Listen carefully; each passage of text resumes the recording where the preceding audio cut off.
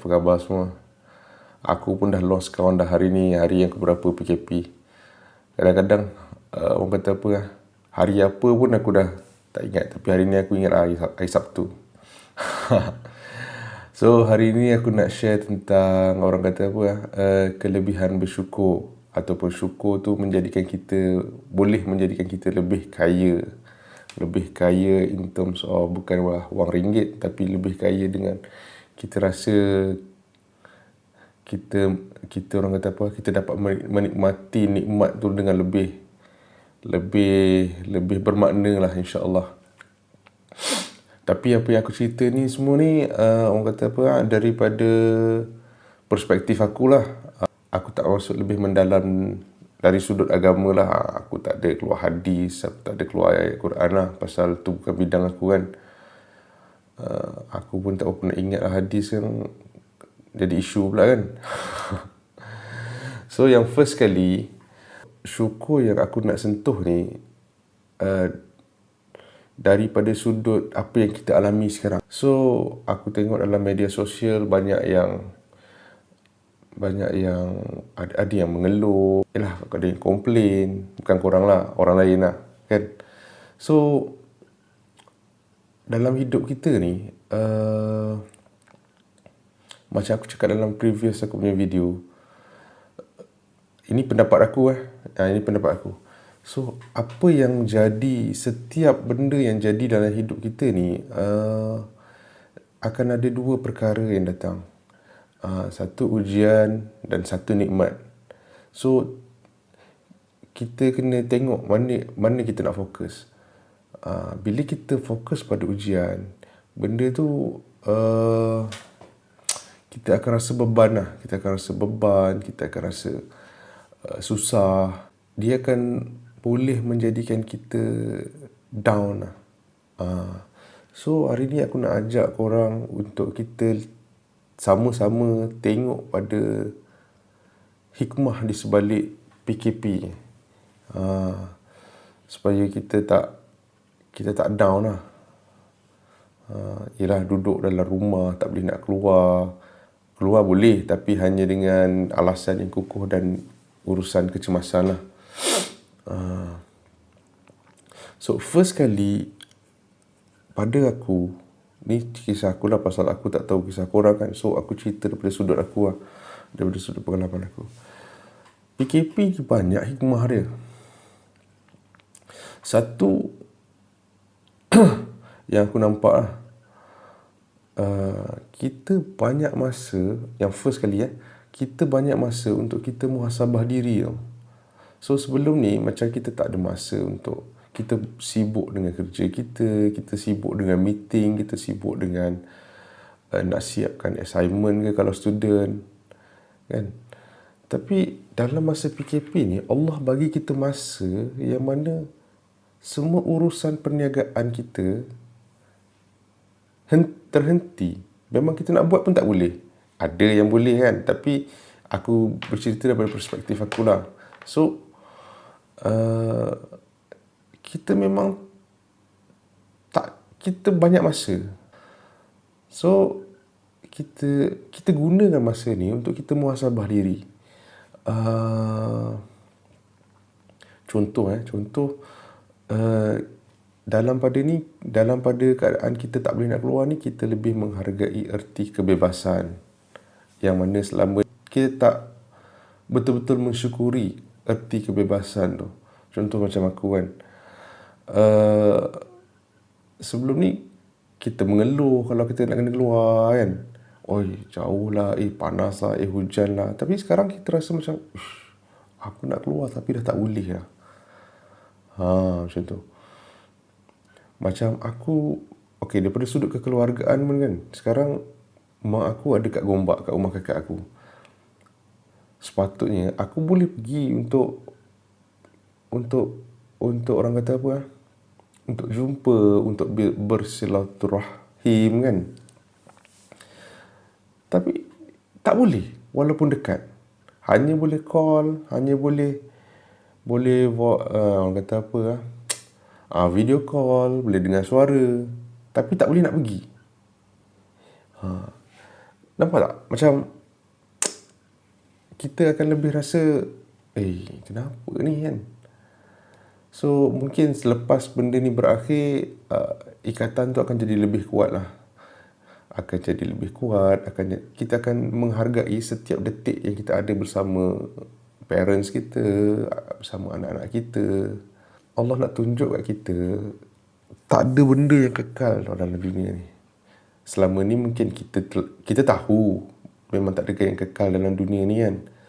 Tapi kita mungkin terlepas pandang certain aspek. Macam tu. Korang bayangkan selama ni, aku taklah kata aku selalu pergi berjemaah kan. Tapi kita take for granted lah benda tu kan. Maksudnya, walau kita tahu solat berjemaah tu 27 kali ganda lagi baik daripada solat bersendirian. Dan kita digalakkan solat berjemaah. Tapi sekarang Allah nak tunjuk kat kita, nak solat dekat masjid pun tak boleh. Korang bayangkan macam mana bila nikmat berjemaah tu ditarik balik. Semoga aku doakan diri aku dan korang semua, lepas benda ni berakhir, dan kita doakan benda ni berakhir lebih cepat, kita ramai-ramai lah, orang kata apa, meramaikan masjid lah, pada setiap waktu. Okey, yang kedua, dalam tempoh PKP ni, kita ada banyak masa dengan anak-anak kita, anak-anak aku, kalau daripada perspektif aku. So, which is yang selama ni kadang-kadang kita komplain, tak ada banyak masa lah dengan anak-anak kan. Tiba-tiba, dah petang dah kan. Selama ni kan kita leka buat kerja, dah petang dah, dah malam dah. Kadang-kadang kita balik rumah, anak-anak dah tidur kan. Kita pergi kerja, anak-anak baru bangun. So, dalam tempoh PKP ni, Allah nak bagi kita masa untuk kita hargai masa dengan anak-anak. So, kita jangan komplain. Kalau boleh, kita elakkan diri kita daripada kita komplain. Sebab, bila kita komplain, masa yang ada dengan anak-anak tu macam tak bermakna tau. So, kita just jalani hidup macam biasa, tapi dengan anak-anak depan mata. Kita main dengan dia. Macam aku spend masa, tak adalah kita all the time kita bermain kan. Ada masa kita belajar, ada masa kita ajar dia mengaji, ada masa kita buka YouTube pasal origami, kita buat dengan dia. So, benda-benda ni, satu masa nanti bila kita dah tua, kita dah nyanyuk, mungkin kita dah lupa, tapi dia masih ingat. Memori tu yang akan pegang dia untuk dekat dengan kita. Okey. Dan ini menjadikan hubungan tu lebih erat lah. So, hargai masa yang kita ada ni untuk kita create memories untuk anak-anak dan untuk kita. Sebab Allah dah tunjuk kan, benda ni tak lama tau. Apa yang kita ada tak lama. Apa yang kita ada sementara je. Dan masa, termasuk juga masa dengan anak-anak kita ni, sementara je. Akan sampai satu masa anak kita berkahwin, duduk dengan suami atau isteri dia. Masa tu kita nak main-main dengan dia, kita nak gurau senda dengan dia pun dah, yalah, dia dah besar kan. Dah tak ada lah, masa tu dah berlalu lah. So, hargai apa yang kita ada sekarang ni. Okey, yang ketiga daripada sudut pandang aku, yalah, kalau orang banyak duit tu, aku doakan dia akan lebih banyak duit lah, alhamdulillah lah kan. So, kita pun, mana yang kita ada ni pun alhamdulillah lah. So, yang ketiga ni, aku rasa dalam tempoh PKP ni, perbelanjaan lebih jimat. Kan? Kita masak sendiri, kita kurang bergerak menggunakan kereta, menggunakan kenderaan. Jadi, hikmah dia kat situ lah. Kita bila kita tengok pada hikmah, kita akan rasa, betul lah kan. kita dapat, mungkin kita boleh menabung untuk benda-benda lain lepas ni kan. Sebab yelah, nak pergi kerja pun government kata tak boleh, tapi wife aku kena pergi kerja lah, tapi cuma dia ada alternate lah, dia kena masa dia pasal dia kerja dalam bidang perbankan kan. So perbankan termasuk dalam kategori essential punya services. Tapi lah, benda tu alternate, jadi so dia kerap ada kat rumah. Benda tu yang menjadikan kita lebih, aku rasa bersyukur pasal dia kerap ada kat rumah, anak-anak ada kat rumah kan. So bonding tu jadi lebih kuat. Dan at certain point aku rasa macam kalau benda ni berakhir kan, tempoh PKP ni berakhir, aku akan miss benda ni, aku akan rindu benda ni. So jom sama-sama lah kita cari apa benda yang kita boleh, nikmat yang kita boleh syukuri supaya kita rasa lebih kaya. Ada orang yang bangun pagi ni kehilangan seseorang yang disayang kan.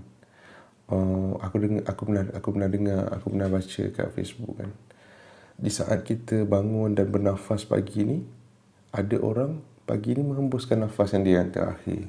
So nikmat nafas tu, nikmat bernafas tu perlu kita syukuri, perlu kita hargai dengan kita berbuat kebaikan, dengan kita beribadat, dengan kita jaga family kita. Jaga family pun termasuk dalam satu ibadah. Kita main dengan anak-anak kerana Allah pun benda tu boleh jadi pahala kan. So kita hargai semua benda ni. Sebab apa aku kata kita lebih kaya kan? Kadang-kadang ada orang yang kaya daripada sudut wang ringgit tapi miskin daripada sudut kesihatan. Dan dia nak beli kesihatan tu dah tak boleh lah, walaupun dia kaya. So kita yang sihat ni, alhamdulillah, syukur dengan nikmat yang kita sihat dan kita jaga elok-elok. Kita hargai masa. Ada orang yang kaya, doktor dah diagnose dia, doktor predict dia ada 6 bulan lagi kan. Alhamdulillah kita pun tak tahu masa kita ada berapa kan, tapi alhamdulillah kita tak didiagnose begitu dan kita guna masa ni. Itu yang menjadikan kita lebih kaya. Sudut wang ringgit tu satu point. Nikmat Allah sangat luas dan definisi kaya tu sangat luas. Aku dah tak boleh nak berlari pasal aku sakit lutut. Aku jealous pada orang yang boleh berlari. Jealous in a good way lah. Bukanlah jealous sampai aku nak patahkan kaki dia, tak adalah kan. Benda tu sangat bermakna pada aku bila benda tu dah hilang. Aku dah tak boleh berlari lah.